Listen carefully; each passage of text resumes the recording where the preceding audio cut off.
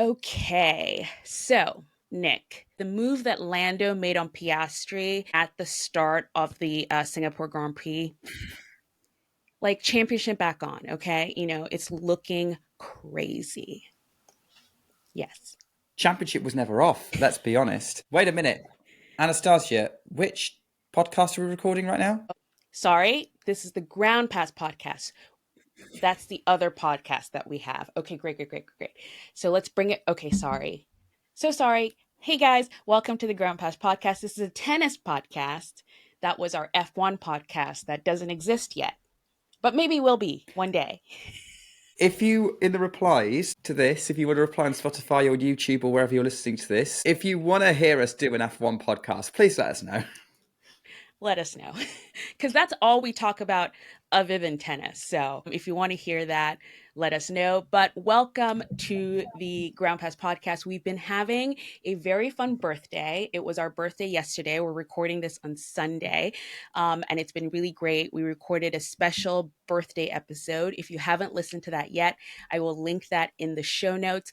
But today, this is our regular scheduled Monday episode, recording on Sunday, but it will be out on Monday. We're going to be talking about tennis in Asia. It's still going on right now. We are also going to be catching up on what's been going on tour. There's been a lot of conversations about schedule, court speed. We'll touch on those a little bit. And we had a Q&A in our birthday episode. We had some questions still left over from that. So we're going to answer the rest of those questions and wrap up our little birthday celebration. So sit down, grab a coffee. I did, and sit back, relax, and let's get into it. Okay, so Nick, it's actually been really great for me. I have been catching up on a lot of tennis as I wake up in the morning, and I'm sorry, I delayed the start of this episode because there are a few matches I was catching up on this morning. I watched the finals of Beijing against Linda Nosková and Amanda Anisimova, and then I was watching the match in Shanghai against Novak Djokovic and Yannick Hoffman. He's from Germany. But yeah, I've been doing a lot of early morning Asian tennis watching. I tend not to watch it at night because it's usually too late. It starts at like midnight or 11 Ooh, p.m. and I'm asleep. I'm not doing that. So I not usually me. do it in the morning. What's your schedule been like? Well, it's interesting. It starts late for you. So that sounds like how it is for me in kind of Australia, but not as bad. Yeah, for me, the tennis kicks off at like 4 a.m. 3, 4 a.m. So we're about halfway through the tennis day when I wake up. So usually what I do is I check scores, and then catching up is tough because I have to go to work. So and then by that point it's all done. So I just keep up with stuff and keep up with the big stories. And then I'll watch what I can. If I can have it on in the background, great. But yeah, or it's a weekend. Like if it's a weekend, I can usually spend a Saturday morning watching it. But yeah, it's not too dissimilar to you. The tennis on catch up is very much the theme of how everything is post US Open up until we Yeah. get to year end finals season. Yeah, I've been talking to a few people on Threads and Blue Sky. A few people have been messaging me, asking me, what my tips and tricks are, like how am I keeping up with the tennis? And, a few people. And it's interesting. There are just so many different ways. Some people stay up all night and guys, that's a lot. I know someone who, messaged me and they're like, I just stay up all night and I don't sleep. And I'm like, that's a lot of commitment. Please don't do that. Get some rest. Sleep is very, very important. Some people do it like you, they do it on catch up. Some people just do look at the scores because there's work and you have to go to work. Mm. And they catch up on the weekend, like you said. So there are different ways of keeping up with the Asian swing. It's not easy. But again, that's the global nature of tennis. It travels around the world. So sometimes it's in your time zone and sometimes it's not. But that's what's great about tennis as well. So let's catch up a little bit. I did the mini pod last week, and when I did it, we did not have the winners yet of Tokyo and Beijing on the men's side. So Alcaraz won Tokyo. Yannick Sinner won Beijing. I mean, Nick, they're No winning surprise. everything. Yeah. Like we knew that was going to happen almost as soon as we knew they were going to be playing there. It was going to be those two are going to win Tokyo and Beijing, and then they go on a winning streak, and then it's going to be another face-off in Shanghai. The Yeah. only thing that could stop that is injury, which unfortunately has happened. It didn't Yeah. stop Carlos Alcaraz from winning in Tokyo, even though it did occur in his early round. So I don't know how he carried on, but it has meant that now he pulled out Shanghai last minute. So we will not get an Asian showdown for a second year running between those two players. But yeah, that was the only thing. So one of those was inevitable. The other is a sad development, really. That Yeah. yeah, Alcaraz and Sinner will have to wait a little bit longer for their next match. Yeah, totally. And it's a shame for the Shanghai fans that they don't get to see Alcaraz there. And something that was really funny that happened was Carlos had to make sort of like a video apologizing to the fans in Shanghai. And I made a comment because for me, that was the first time I realized that these two boys have reached a different level of stardom from the rest of the field. Like they're now in the sort of Novak, Nadal, Roger sphere because he had to make a video apologizing to the fans that he couldn't come to the Shanghai Masters. And that's just not something players do when they pull out of a tournament. Like it's they just don't do that. If it's a home tournament, so for example, if Alexander Zverev pulls out of the Germany a tournament in Germany, or if actually Carlos has done this before when he pulled out of Madrid or a local tournament, yes, but a tournament in China, there was no reason to, except they're at that level of stardom now where there is almost a requirement or a need for them to show up at these big events. Mm. And if they don't, there needs to be this sort of like, reason and almost apology and my fans and, I'll see you next year kind of video. So yeah, that was a very interesting development. And I thought, wow, they're on a different level. You're spot on because, yeah, I can't think of many other people that you would buy a ticket specifically to see unless you already know of that player. Maybe it's like your home favorite player in a big tournament. So like you go and see one of the top Americans or the top Brits or one of the top Chinese players if you're in China. Which we just had a similar thing with Xiang Wen pulling out of Wuhan and having to do her Yes. own apology video and like announcement, which would probably even be a bigger deal for the Chinese fans, to be honest. But yeah, if you think about it, like generically, like regardless of country of origin, it's those two that you would buy a ticket to watch. And it's kind of in that sort of big three and Williams sisters sphere of when you buy a ticket, you hope you're going to go and see them level level really. And there you go. That's already going to show that tennis moves on, and we get new stars, and it's exciting that more and more people are hearing about these guys. And yeah, this is great for tennis that they are of that level.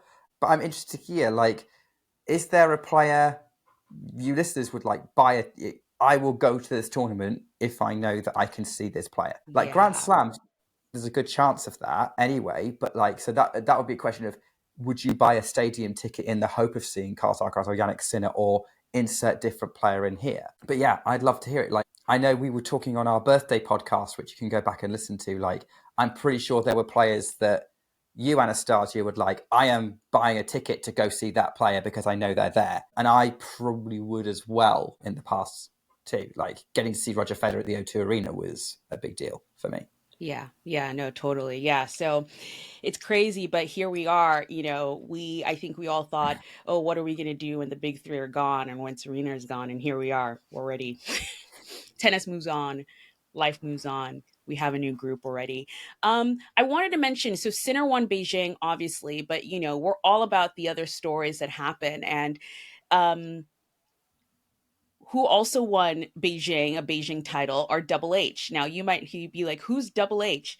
Double H are Henry Patton and Harry Heliovera. They're doubles players, and we have a Meet the Player episode with them, which I will also link in the show notes. But they're really top doubles players. They won the Australian Open this year, but they won the Australian Open this year and then kind of have not won a title since. They were the defending champions at Wimbledon. They had a very good 2024 season, but their 2025 season has not been great, but they won the Beijing title. So they're back in the winning circle, doing really well. They're in the Shanghai Masters as well, and they've won a couple of matches there too. So it's really nice to see them back winning a title and, sort of like picking up momentum again. So it was really great to see them winning a title there too. And also, I see here, Nick, you also put Learner Tien back on the radar. And yes, it was really nice to see Learner Tien back in the conversation. Yeah, because he got a few big wins in Beijing. He beat Musetti, he beat Medvedev. And I think Tien's one of those guys at the moment who, he's still pretty young. He's 19 years old. And whilst he's not, this was his first tour level final. And of course, he gets the toughest possible challenge in Yannick Sinner. Equal level of challenge with Carlos Alcaraz, I'd say. And that was always going to be a massive long shot for him to win the title in that situation. I mean, look, if he did, that would be like, oh gosh, okay, is this kid on Sincaraz levels? But the fact he's getting top 10 wins and on his day, match to match, he's a dangerous player and he will give you entertainment and he's a threat to a top player on any given day now at 19. So let's see how he develops. But yeah, Ground Pass were all about these newer names, all these names you don't hear about as much. And Leonard Tien's going to be part of that conversation for a little bit longer until he does something really, really big. Same with Heliovara and Patton. We're always going to be mentioning them whenever they do well or whenever they give us a good match. Yeah, I think if we want to look for the Ground Pass story from the ATP events in Tokyo and Shanghai, Tokyo and Beijing, wrong Chinese city. Yeah. Then it's Leonard Tien, probably, unless you could think of someone else, Anastasia. No, I think it's Learner Tien. And here's a big stat for you. Learner Tien has the most top 10 wins after Yannick Sinner and Carlos Alcaraz. He's going to be, I think, he's going to be in the conversation for a while, for sure. So keep an eye on Learner Tien. There's a lot of people hyped about him. I know a lot of American hardcore tennis fans who are like, this kid's going to be the next big US star. So I guess if you see him in the US spring swing, or go and catch him while you can before he starts upping the ticket prices, I guess, or only focuses on the 1000s. So yeah, if you want to put him on your players to watch list, that would be it. Yeah, we're definitely going to be talking about him more. He just added Michael Chang to his coaching squad, so stay tuned for match stories on him. While all that was happening, Shanghai started. So Shanghai is an ATP 1000 level event that has already started because the tournaments at this point, they just go back to back to back. So Shanghai is an ATP 1000 level event. It's already started. Taylor Fritz, who was in the finals of Tokyo, he went straight into Shanghai. He won his first match. I do not know how, because he was in the finals of Tokyo and had his leg taped. So he's already, I think, on his last leg. He went from Laver Cup to the finals of Tokyo, won his first match in Shanghai. I don't know how. And he actually lost today to Giovanni Montpeschi Pericard. And I think he's definitely had a long run of tennis. Giovanni played really well. I think this is one of the best matches Giovanni has played in a while. If you don't know Giovanni Montpeschi Pericard, he's 6'8". He's really, really tall. He's a really, really tall, big server. So his game is centered around his serve a lot. He does have some great ground strokes, but if they're not working, he just does rely on his serve. And this is one of those matches where his ground strokes were really working. So it was really tough for Taylor. So he lost that match. A quick note on that, it would have had to have been because, as you say, the reputation, I was looking at it going, how did Taylor lose to GMP even though he wasn't moving well? But obviously things were clicking for Montpeschi Pericard. And then I remember that 5-set match they played at Wimbledon. So maybe It was probably the worst possible opponent for Taylor to play, because if it's not, because they can match easily either serve for serve. So maybe if Taylor was coming in a bit compromised, it's not a surprise. So I think what we're saying is don't start doing Darren Taylor Fritz yet. Even though as we are going into the next section, the Americans in general have not been doing well in Shanghai. Yeah, they have not. They have not. I was just going to jump onto Tiafo, who lost early to qualifier Yannick Hanfmann, and it was one of those matches that I had to go back and rewatch. And Tiafo had won the first set and then lost the second two sets, 1 and 2, and he just went away. And there's a match stories that's coming soon. Francis Tiafo in general. If you don't know what I'm talking about when I say Match Stories is a series that we have on YouTube where we dissect a topic centered around a specific match. So we've had one, for example, on the Lost Boys, which are Daniil Medvedev, Alexander Zverev, and Stefanos Tsitsipas, and how they have kind of faded away when they were supposed to be the next big three.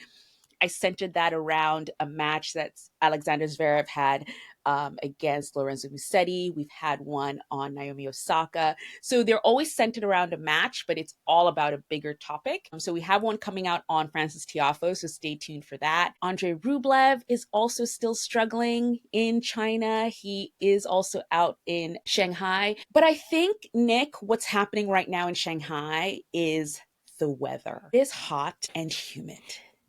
Hot and humid in Shanghai. Yeah, I'm going to be honest here, Anastasia, I have not watched any Shanghai yet because I've been focusing on Beijing and the early round. I think once Alcaraz pulled out, I lost a little bit of interest. Just none of the matches on paper looked that interesting, but then I've seen all these Americans dropping out and I'm like, okay, maybe things are getting a bit mixed up over there. But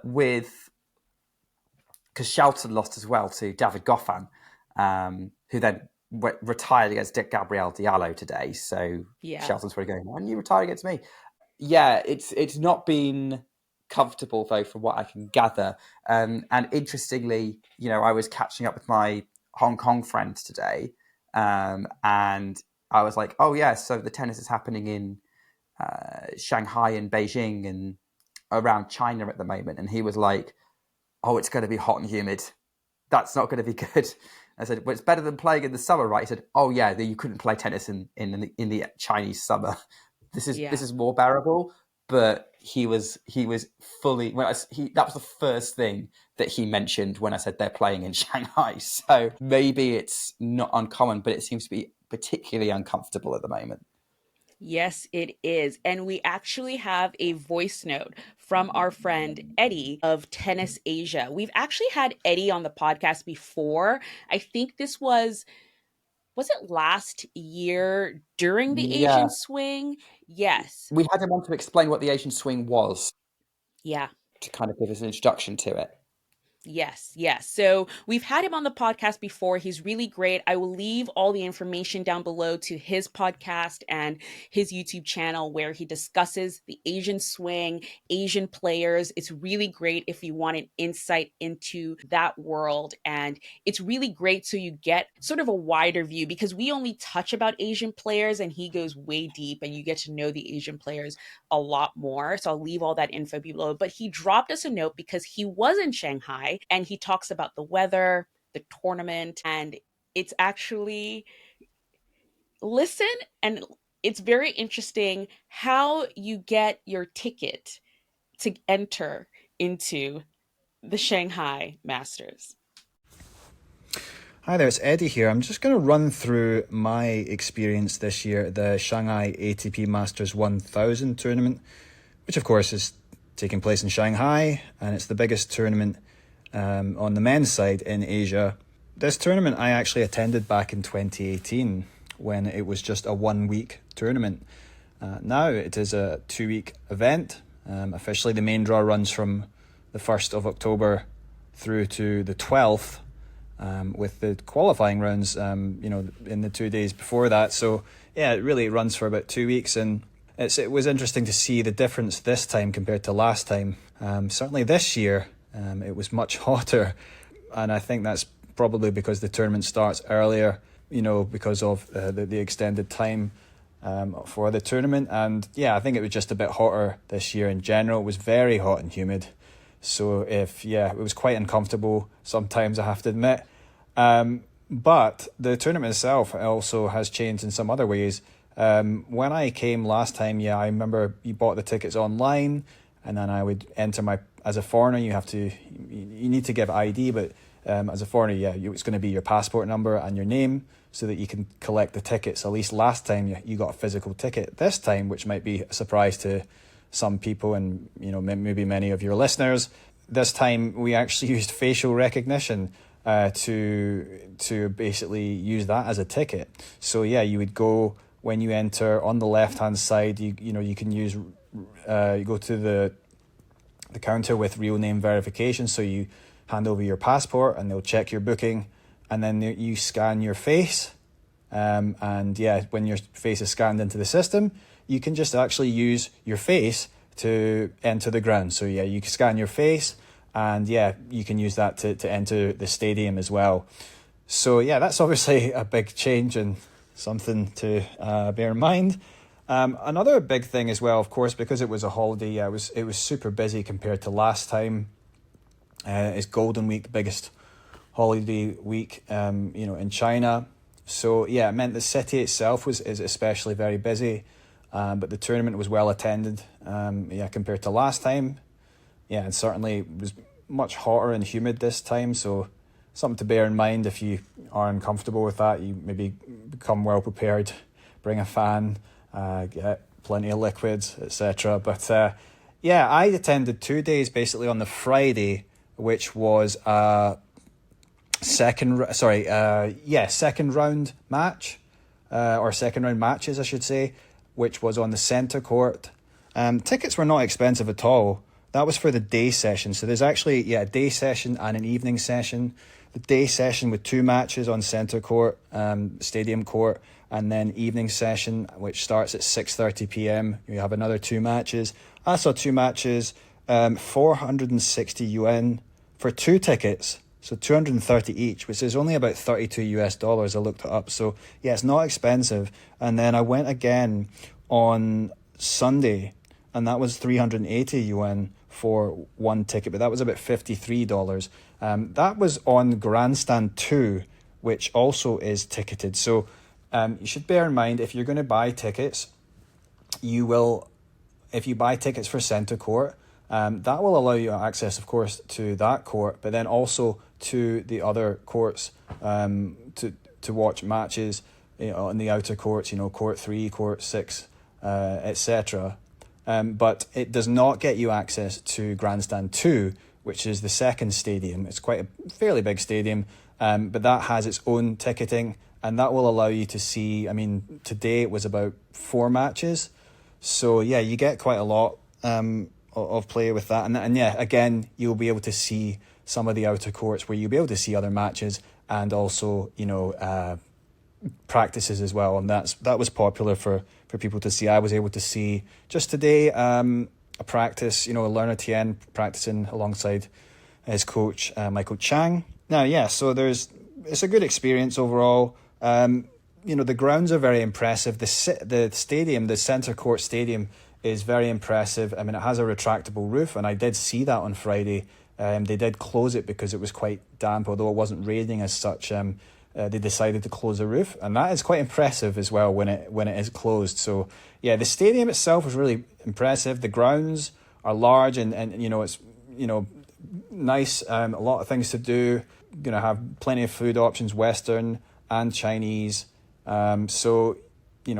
Coffee, different things that you can do in terms of buy, tennis equipment or various things. And it's definitely a nice experience in terms of the overall grounds. The fans are enthusiastic for sure. And overall, it's definitely an interesting experience. One thing I would say is that the tournament is situated quite far outside of the city, which is maybe the major drawback of this tournament, is that it is a bit outside the city. So you're either going to have to, if you're going to be going to this tournament, you're probably going to be staying, within the city, and you're going to have to take the subway. I forget the station, but it's on the Red Line.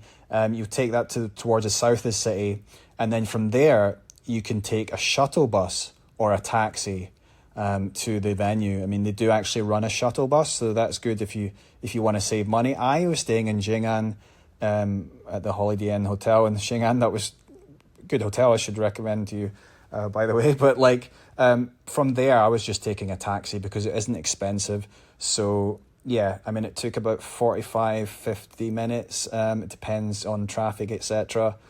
Yeah, but that's something obviously to bear in mind. And yeah, one thing I'd also as well when it comes to paying, I mean, when you're in the grounds, yeah, you probably can just use your credit card to pay, and like, you know, contactless, you can tap your card. But in general, maybe a recommended thing to do is you can add your credit cards to apps called Alipay and WeChat. I used Alipay, and that just allowed me to easily pay for things, not just, you know, within the tournament, but generally within Shanghai. So you can do that, and like you can scan a QR code, or they will scan your QR code on the app, and that will be linked to your credit card. And that was very easy when it came to paying for anything. So yeah, I mean, that's my experience overall. One thing I wanted to also mention was that, yeah, I just by coincidence on Thursday, I came across in the city, there was a street there where they actually had set up, I think it was set up by the tournament because, or maybe the tennis association, but there was a street that was, closed off from traffic. And so, yeah, they had like a promotion as well with like large tennis balls showing like Chengdu Open and then like Shanghai Masters. So like to promote the event, and then they set up like a large screen on that street and some chairs in front of it, which was I shared the image of that on my personal X account, and it seemed to have gone viral because people liked the vibe. The vibe was nice, yeah, for sure, because it was very chill. Not that many seats in front of the screen, but yeah, people were just chilling there, hanging out, watching the match going on at the Shanghai Masters, and yeah, it was definitely a nice vibe. So yeah, that's something that you might be able to find if you're in Shanghai, and that was particularly, that specific location for that was by the Goose Island Brewery, or Goose Island Brew House, which was on Maoming North Road. I don't know if that's there every year like that, but for the duration of this tournament, I expect that'll be like that, and I don't know whether it's always just closed off to the traffic, but yeah, it was this time, and yeah, it was a pretty nice little spot. So yeah, maybe if you want to save money some days, or you still want to see the tennis, maybe that's a recommended little spot for you. But yeah, overall, it was definitely a nice experience in terms of the tournament itself. Do recommend it, but obviously things to bear in mind, as I said, with how the tournament is, quite far outside the city, so you've got to make sure you're prepared for that. But overall, yeah, I did enjoy the experience, and yeah, I would recommend it to anyone interested in attending. So, Nick, facial recognition. Does not surprise me from what I know about China. Yeah. I mean, I guess it works. It's one way of saying, yeah, this is my ticket. This is who you are. Like, your name is on the ticket. Yeah. I mean, it's not crazy to like show some kind of ID to go into a tournament. You have to at Wimbledon. Yeah, it's like high tech, like modern, like your face is your ticket. Yeah. I mean, saves carrying around a bit of paper, I guess. Could you imagine if you were Yeah. like tennis fan for life and your face just got you into tournaments? Just all of them, and they're like, oh, we know you. Yeah. You've been to Yeah. this many tournaments. Or they're like, wow, you've been to a lot of tournaments. Or you're in please, we can't let you in after last time list. You can't come to any more tournaments. Like you've done too much this year. I actually also specifically like the street like TV that it seems like the tournament put up in an area in the city so people could watch. I've seen something very similar happens during the US Open, but the US Open, like the USTA, they don't organize it and put it up. It's usually sort of like a private entity that puts it up, and I've been to some of them before, and it's always not fully done, not correctly, but it's like they don't play the tennis the whole time, and it's not maybe a full match. So it'd be interesting to see something like that, because again, not everyone can go to the tennis. There's so many public sort of squares and areas in New York, it would be super cool if there was just like a TV in one place the whole time where you could just come and know that the tennis was on. I think this year in Madison Square did it for maybe like the second week. But yeah, it would be cool. I love that idea of just having a screen where you could come and just like hang out and watch the tennis. And I did see Eddie's photo that he posted on X, and it was like I was like, oh, this is a vibe. And it was like near a brewery, so it's like you can grab a drink, sit down, and like watch the tennis. So that's cool. Yeah, it's a very cool setup, and I like they're trying to engage fans in the city because obviously you've got to because it's outside the city as Eddie described. It's you've got to tell people it's there and get them hyped for the tennis somehow. Otherwise, it's going to be like there's tennis going on. It's Yeah. not like other tournaments. It's kind of like Miami. If Miami had put something up there, because you've Yes. said before, like it's very much outside of the city, like near the stadium. So yeah, imagine if they did something like that in Miami. That'd be cool. That would be cool, actually. That's a really great point because, yeah, you do have to drive outside of central Miami to get to the Miami Open. Okay, on to the WTA. The WTA in Beijing.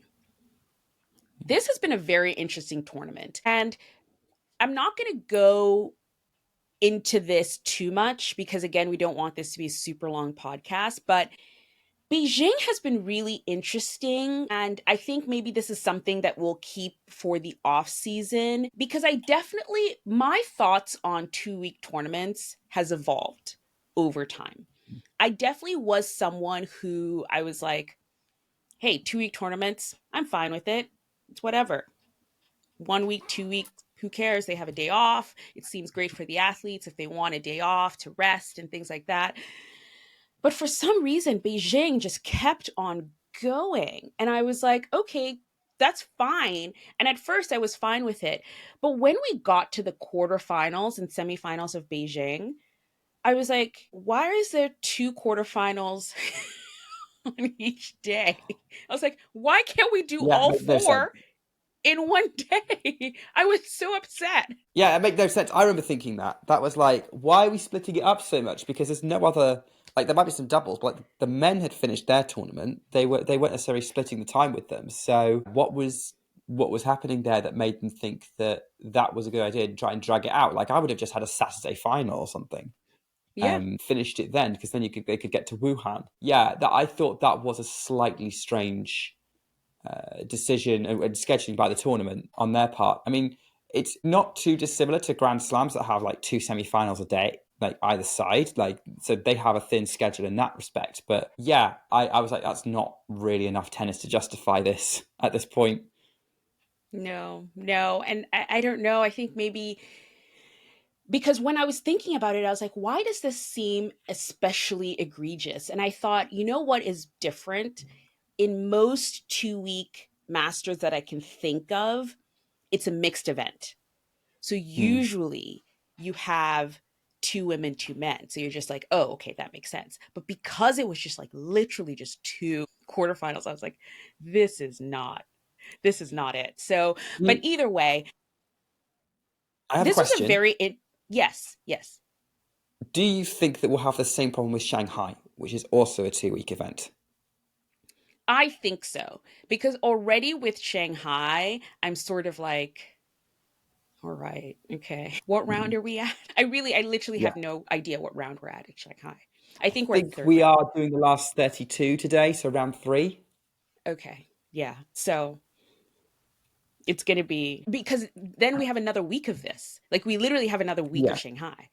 And I thought, And that's interesting. I think my top tip for consuming 2-week Masters events, because it's different with, I think Grand Slams are a lot more different because they feel a lot more frenetic because the draws are bigger and it's just match after match after match after match after match for 2 weeks.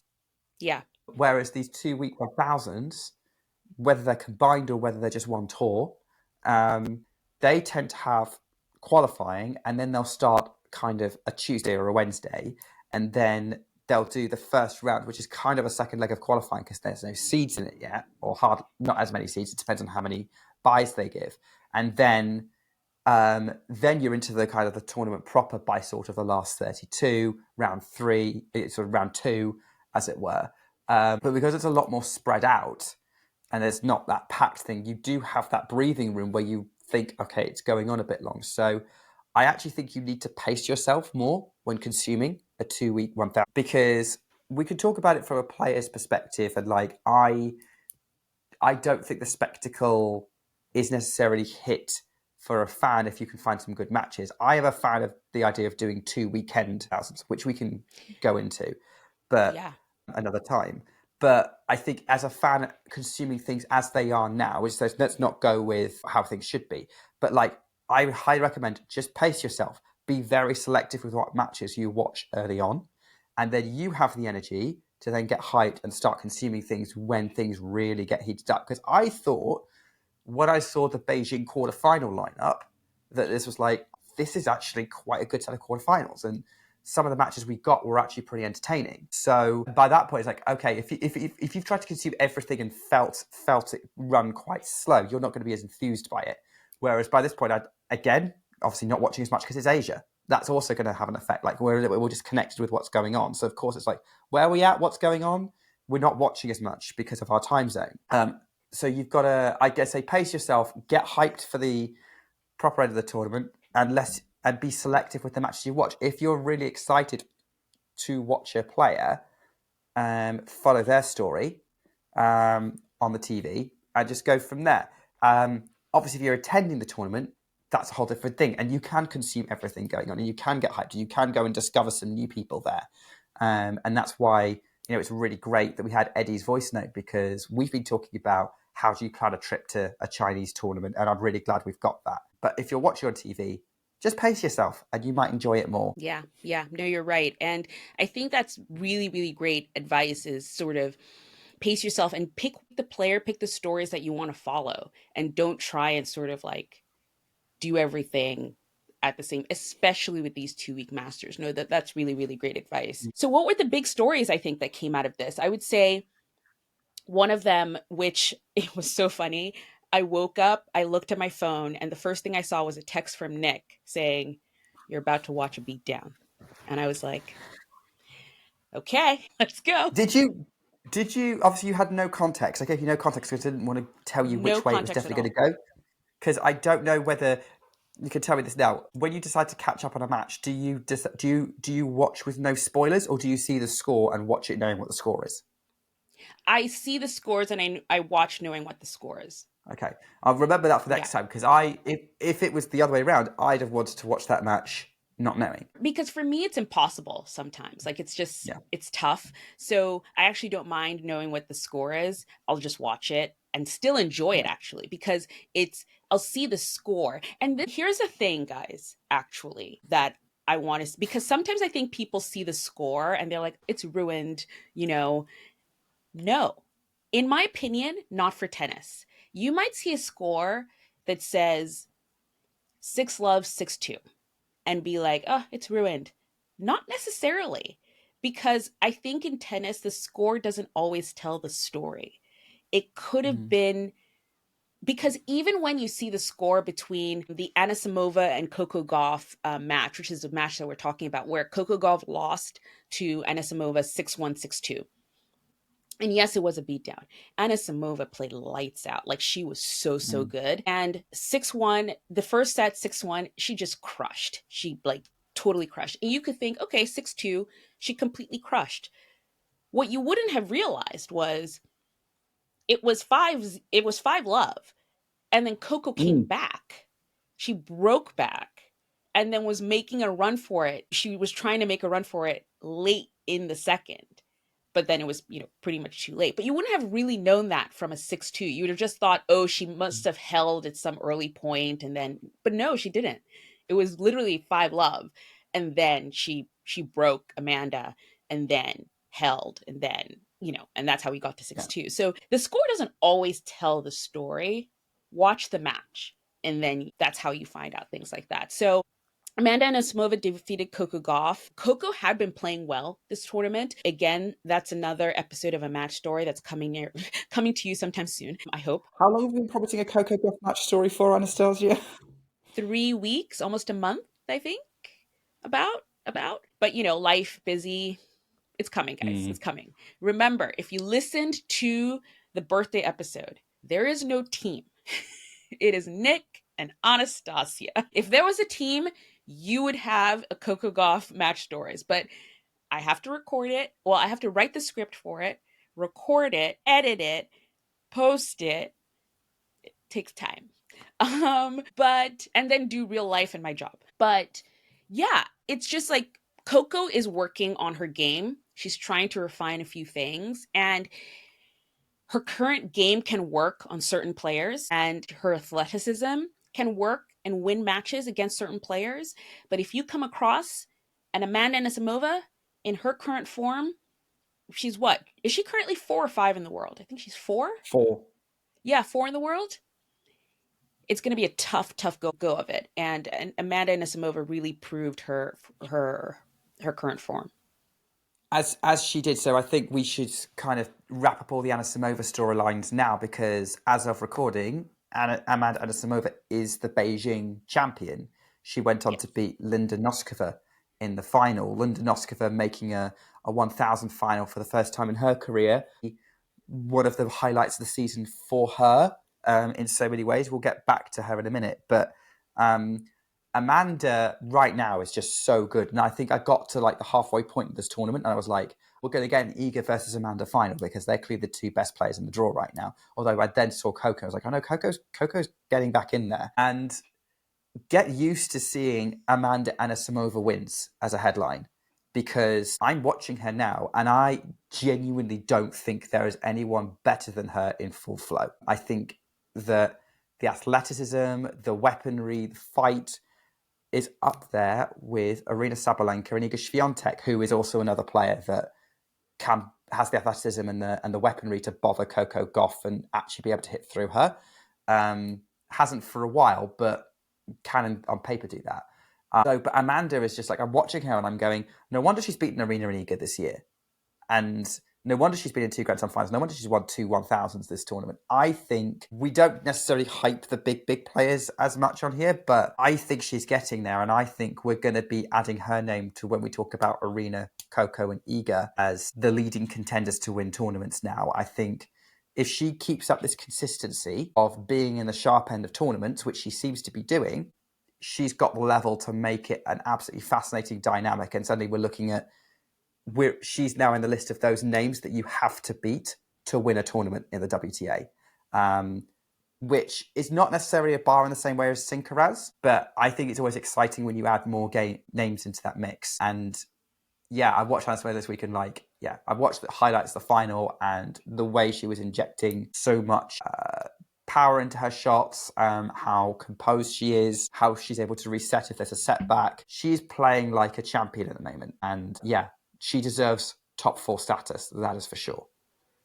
Yeah, no, totally. And another match that happened that I think people were talking about a lot, Iga Swiatek loses to Emma Navarro. Emma Navarro, they've played before, and I think Emma lost that match. It was a beatdown in Australia this year. Exactly. So that was a different outcome for sure. And I wanted to bring up this match specifically because, and I think it was also something that you retweeted that also triggered me wanting to bring this up, because Iga is someone else who is also working on her game, but it's not talked about as much as Coco working on her game, because I think she also just doesn't talk about it. Like, I don't think Iga is someone who talks about like, oh, I'm working on this. But I think because she's working on her game, her results this year haven't been Iga, like Iga of 24, Iga of 23, where she just dominates, But I think she is someone who's working on her game. And it's one of those things where I think she's in this mode of working on her game. I was talking to Amy Lundy, is a writer who she's on X, and I've met her at tournaments before and we've had conversations, but we were talking on X actually recently, and we were talking about this match specifically. Iga does this thing that's super fascinating to me, especially when it comes to top players, where when a top player is losing, you usually expect them to sort of switch something up. When Iga's losing, she just doubles down, which is so funny to me because I'm just like, girl, switch something up, do something different. And I know she's working on that, but it's so interesting to watch. And when you get into a sport, I think this is something that you can sort of like look out for and watch in athletes. But yeah, I just think Iga is someone who's working on her game, but no one really talks about it. They just talk about if she loses or wins. But I think because she's working on her game, these sort of losses happen because it's like, I don't know what you think about that because I saw your tweet, the tweet that you retweeted that was talking just about this, where it's sort of like she's reworking her game, and then just like Coco, it's kind of like when you come across an opponent who's just gonna like challenge you, it's sort of like you don't know where to go with it. Yeah, and the way Iga's been working on her game is to give herself more options and to strengthen her serve, because the way she was playing before with her old coach was very kind of regimented. Like there was a game plan and you stuck to that game plan. Whereas now she's volleying, now she's added some pop to her serve, and that serve won her Wimbledon. Now she's in the, like she's kind of, you know, maybe a bit more measured during points. And I find it interesting though, yeah, I think it's the approach to matches and changing things up that is the thing that everyone talks about with her. You're right. And that's different to working on, say, with Coco, who's working on her serve and making and changing how she serves. Changing how you manage a match, like in terms of your own thought process, rewiring your brain, that's harder, I think, to be honest. And not everyone does it. Now, I'm going to say that it's not unknown for Iga to change something up and change tactics during a match, because some of her greatest comeback wins have been her figuring something out during those matches. I'm thinking of against Rybakina at the French Open this year. She did that midway through. Some of her great comeback wins in 2024 and 2023 against Naomi Osaka or Danielle Collins or Belinda Bencic. You know, she figured something out and changed something and just sort of reset herself and saw her goal a lot clearer. Whereas I think when she's not able to do that, she doubles down and goes, no, because this game plan usually wins. So if I keep doing this, it will work. Yeah. And I think also when she gets frustrated, she's stubborn and she will dig in. Like you and I probably both know people like that in real life who are like, yeah, no, this is the way to do it. Yeah, I wasn't actually thinking of you, but you have put your hand up, so there you go. But yeah, it's a bit like me saying, I think it's when and some of the conversation between fans about this is very much like, Iga, stop doing this. Stop. Just be willing to reset and rethink it. Like, first of all, it's a very stressful situation. It's easier said than done. And secondly, True. like, imagine if I just told you, Anastasia, stop being a perfectionist. Like, A, you would get really, really annoyed with me, and rightly so. And B, it's not as easy as that. It's also like easy. telling me, yeah, you know, there's people who tell me stuff about myself, like, stop being so hard on yourself when you fail. That's what people say to me all the time. Like, how? So if she figures it out, that's going to come with a lot of mental discipline. And I know what lots of people are going to say. It's like, isn't that what Daria Abramovich, her psychiatrist, is for? Like, psychologist even, not psychiatrist, psychologist. Like, isn't that what she's for? It's like, Daria cannot literally go inside Iga's brain and rewire it. She's there to help Iga do it herself. That's what a good psychologist does. That's what a good therapist does. So, yeah, she's working on it. And that's why you'll see these ups and downs. By the way, it's not that bad. Iga's losing about as often as Arina Sabalenka is. Same, who's the world number one? Yeah. Coco's not far off those numbers either. So, they're still kind of the best in the world. It's just that they're not synchronous, which is fine because they don't have to be. So I think that's what it is. It's like, yeah, you're right. There's these little things that she's working on, and she is a lot more up and down. We'll see if she stabilizes in 2026. But this will be like sometimes top players have off years. Serena Williams did and still won a Grand Slam. Yeah. So, I think it's an interesting journey for Iga Swiatek. But if you are a tennis fan or a fan of her specifically, be aware that sometimes that's how she processes things. And hey, if you have a bad day, it's hard to get out of your old habits. Yeah, yeah. No, I think it's just an important topic to think about Mhm. because again, it's very similar to what we hear, or at least like comments I'll see, especially when it's Coco Gauff and she won the French Open, and then people just like, well, then why didn't she win Wimbledon? And then why didn't she win the US Open? And then why didn't she win every single tournament after that? And you're just like, athletes, they change games, they do different things, but this is a different topic for maybe the off season. We'll put a pin in Mm. it for that. If you want to talk about ground pass stories from Beijing, we got to talk about Eva Lys and Sonnet Cartel. Those were incredible runs to the quarterfinals by both athletes. And, we've mentioned, I think Sonnet Cartel and Eva Lys have both been players of the Fortnight We'll come back on to that. ground pass before. Yeah, I think they both have been. And, Eva Lys, we always talk about her. She's the luckiest of lucky losers. She was at the Australian Open. And Sonnet Cartel also had a fantastic run during Wimbledon. These are just players to know. They've had really, really great seasons this year. And, I think it's a great sort of jumping off point leading into next season. I will say this was a really, really great post by friend of the pod, Abigail Johnson. Abigail Johnson posted this last year, qualifying into the Beijing tournament was a match between Sonnet Cartel and Amanda Anisimova qualifying. And this year, Sonnet Cartel makes the quarterfinals and Amanda Anisimova wins the title. So, what a difference a year makes.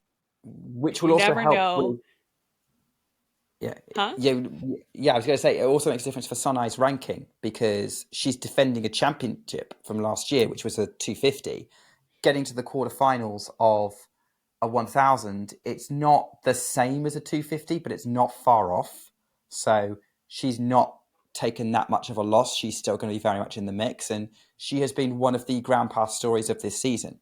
And I was so impressed. I didn't see it, but I was so impressed to see that she beat Mira Andreeva in such a tight match, because you would think Mira would have been able to move her around a lot, but Cartel's a fighter, and that's why she's so great to watch. And she digs in. And again, Eva Lys was one of these stories of the Australian Open and has been periodically popping up and giving us great matches this year. So it's nice to see, like, I thought the same thing, like Beijing's highlighting these players who are like having low-key good seasons. And that's what we're here to talk about.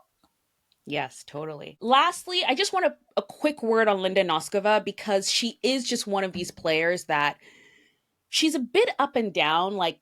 sometimes she does really well and then she disappears. But I feel like Linda Noskova, who, by the way, she got to the finals of Beijing, and she's a finalist there. She lost the match against Anisimova, but she's just one of those players who, at her best, she'll beat anyone.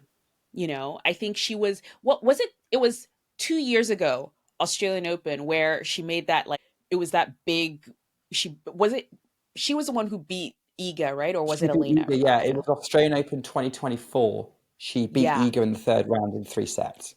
Yeah, and it was just like this big thing. But again, at her best, Linda Noskova is a very, very good player. I think she's one to keep up with. She's very up and down, I will say that, but Mm. you're then not also surprised when she does something like this, like get to the finals of a 1,000 level event. Yeah, I mean, she is definitely one of those players who's up and down her rankings based on when she has up weeks. A bit like Frances Tiafoe on the ATP side. The difference with Noskova is that she's a lot younger. She's still only 20.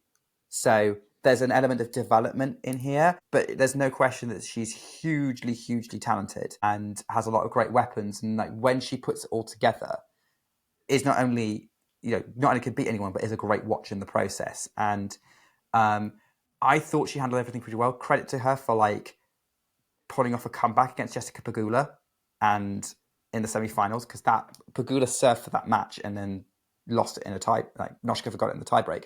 And then in the final, you could be overawed by your first 1,000 final and then losing the first set in a bagel to Anisimova. And then Nosková digs in, keeps fighting, and wins the second set 6-2. And made the third set a bit of a battle up until Anisimova kind of pulled away. But credit to her, this was a really, really good couple of weeks for her. She's solidified some great results. And yeah, we'll see. Expect it to pop up in another tournament. I would certainly say that she is a player that I would recommend because she's going to break top 20 now for the first time in her career in the rankings. Definitely go see her on a ground pass because she's not going to be getting put on stadiums for the first couple of days of a Grand Slam or Indian Wells or anything like that, not unless she goes really deep in Australia at some point.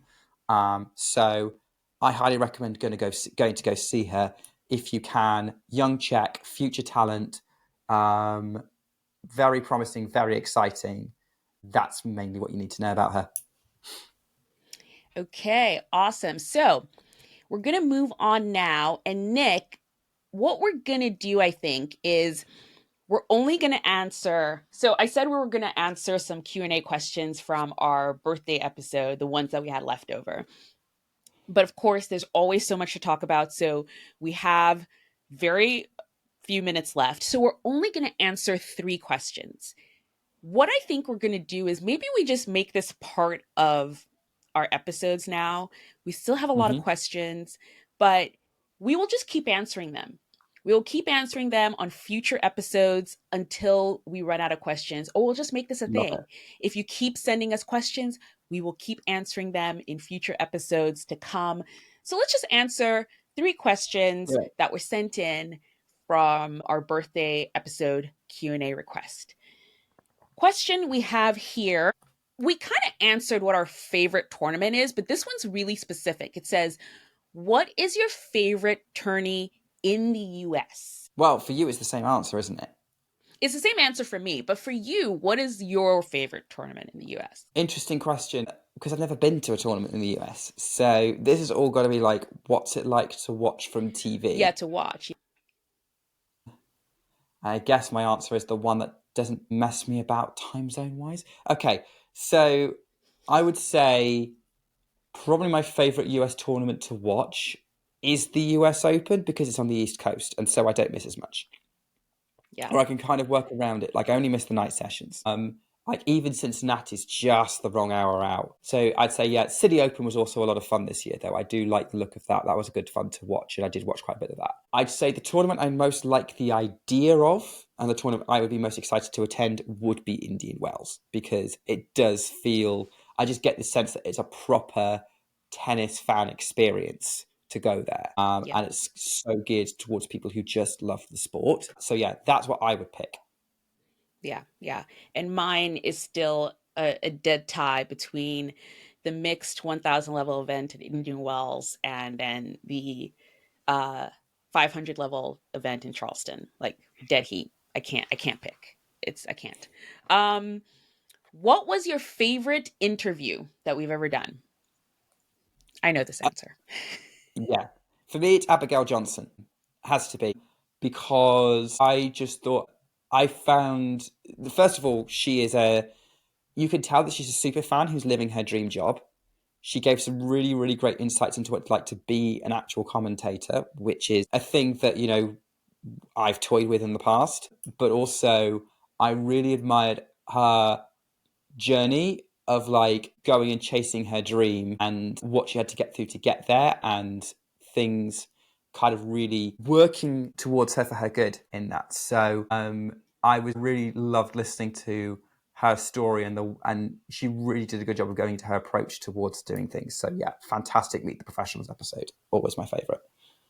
This is a very interesting one, and I was like, we should definitely put this in, but do players get appearance fees that are even more than tournament winners' prize money? No tournament announces that they've handed out an appearance fee. It's all very much under the table. I believe if the rumours are true, then it probably is pretty close to actually winning the tournament, depending on the player. So if it is like a Sinkaraz, 100%, they are probably getting something close to that. Yes.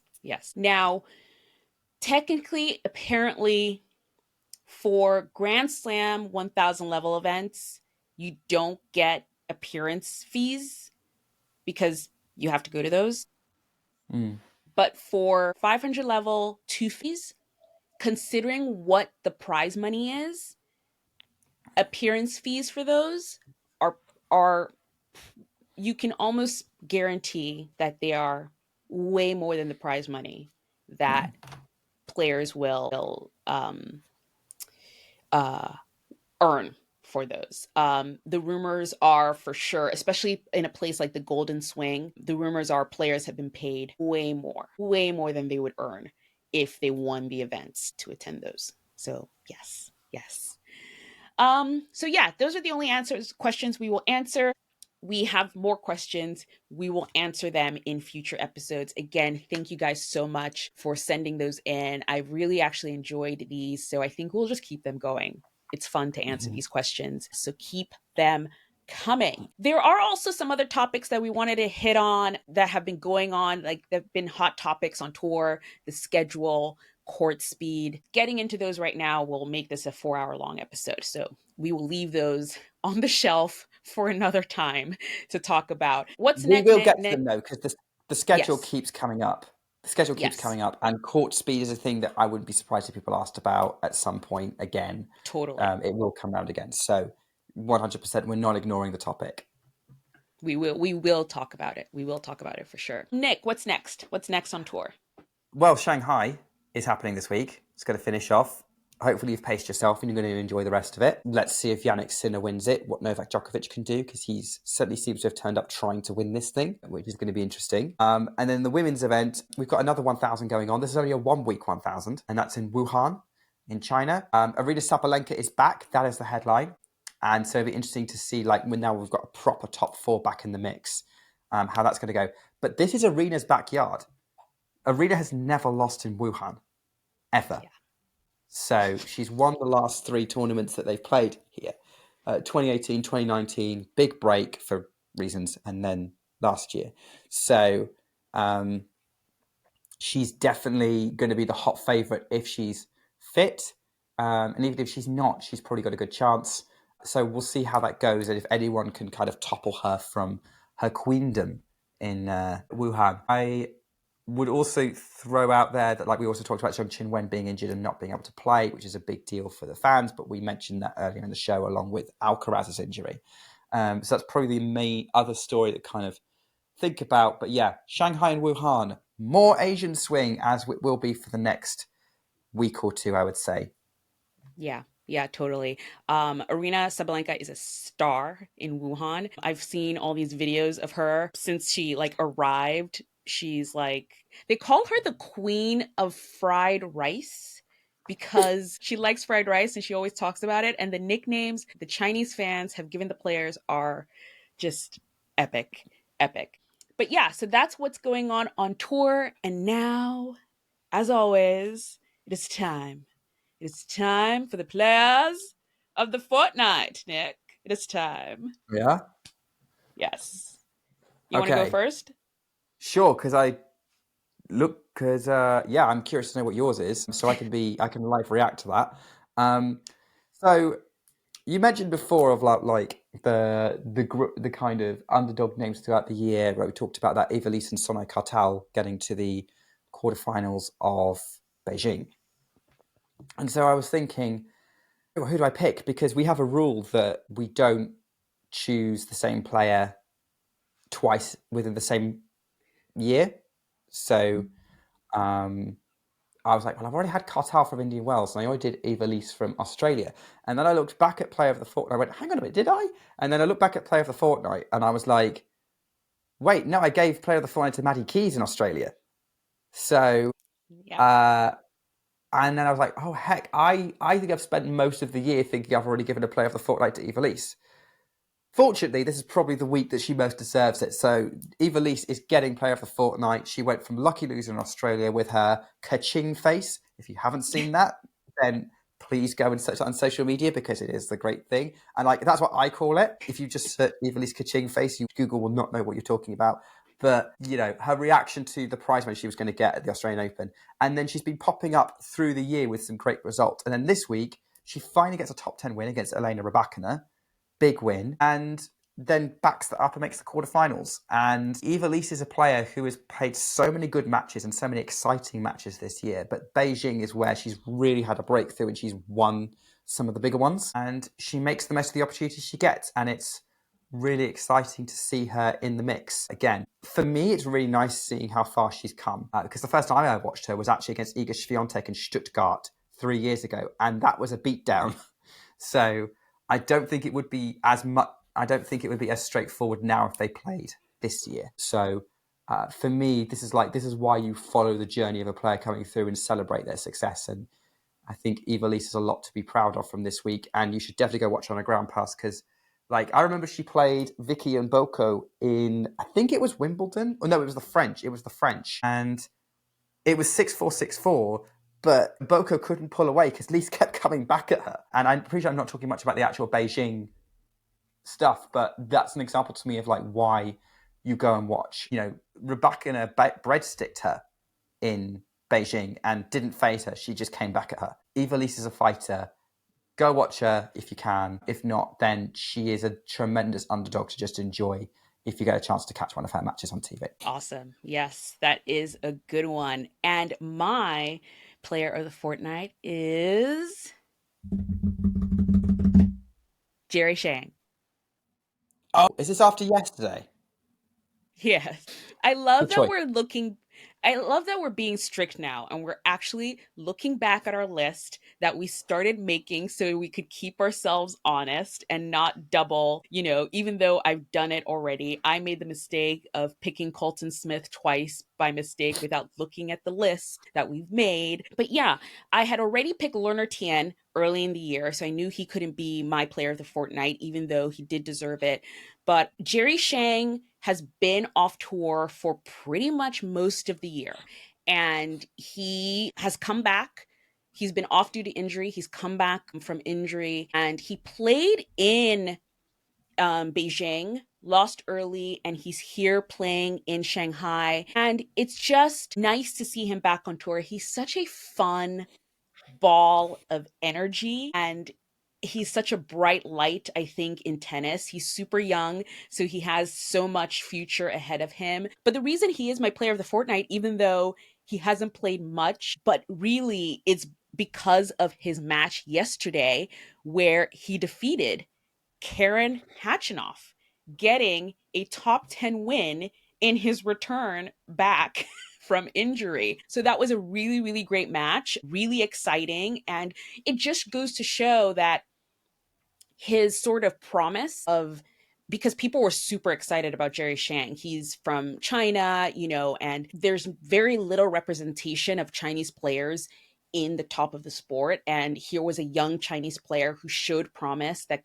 he could be a top player. And then he got injured. So to see him come back, get this really great result right away from his return is really great to see. I'm really glad he's back. He's super exciting, super fun. The fans were so excited by the win. And yeah, Jerry Shang is back. He's the player of the fortnight for this week. And keep an eye on him. He always has some sort of trinket on his bag, a boo-boo or something fun. He's just a fun player and really exciting to watch. He's so much fun. I've enjoyed watching him whenever I've seen him play, coming through. It's been such a shame he's been injured because he is, to me, probably China's most promising talent ever. And in the men's side, I should say specifically, because we've got Zhang Junwei on the women's and Li Na in the past. But honestly, I love the way he games. I love how creative he is. I love how dynamic he is.